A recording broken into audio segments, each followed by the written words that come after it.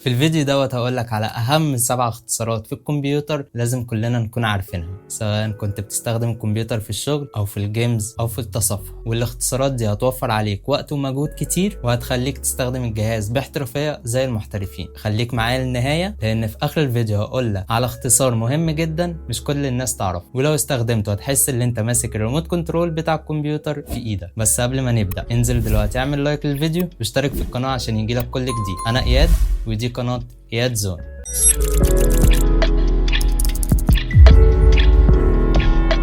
والاختصار الاول كنترول شيفت تي. الاختصار ده من اكتر الاختصارات اللي هتنقذك لما تقفل التاب بالغلط في المتصفح. بدل ما تقعد تدور في الهيستوري، كل اللي عليك تدوس كنترول شيفت تي هيرجع لك اخر تاب قفلتها في ثانيه، وكمان تقدر تدوس عليه اكتر من مره هيرجع لك كل التابات اللي انت قفلتها واحده ورا الثانيه. بصراحه الحركه دي انقذتني كتير جدا وانا قاعد شغال. جربها دلوقتي وهتدعيلي. وتاني اختصار الالت والتاب. الاختصار ده اساسي لاي حد بيستخدم اكتر من برنامج في نفس الوقت. لما تدوس الت وتاب مع بعض بيظهر لك شريط فيه كل البرامج المفتوحه، وساعتها تقدر تتنقل ما بينهم بسرعه من غير ما تستخدم الماوس نهائي. ولو دوست الت وشيفت وتاب هتتنقل بالعكس. الميزه دي بتخليك اسرع في التنقل، خصوصا لو بتعمل مونتاج او بتشتغل على كذا برنامج في نفس الوقت. والاختصار الثالث كنترول شيفت سكيب. والاختصار ده بمنتهى البساطه بيفتح لك قائمه التاسك مانجر، وده طبعا مفيد جدا لو الجهاز تقل او برنامج وقف فجاه. بدل ما تدوس كنترول الت ديليت وتختار تاسك مانجر. وبالمناسبه كنترول الت ديليت تقدر ان انت تغير اليوزر بتاعك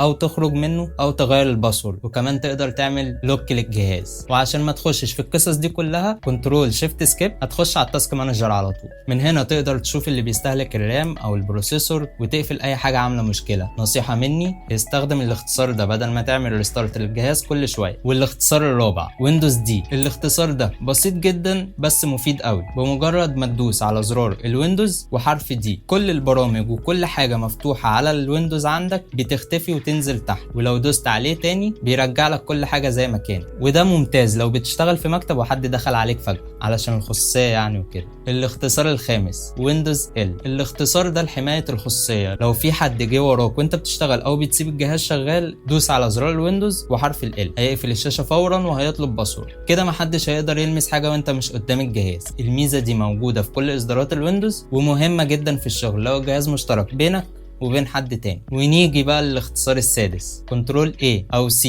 او V او X او Z.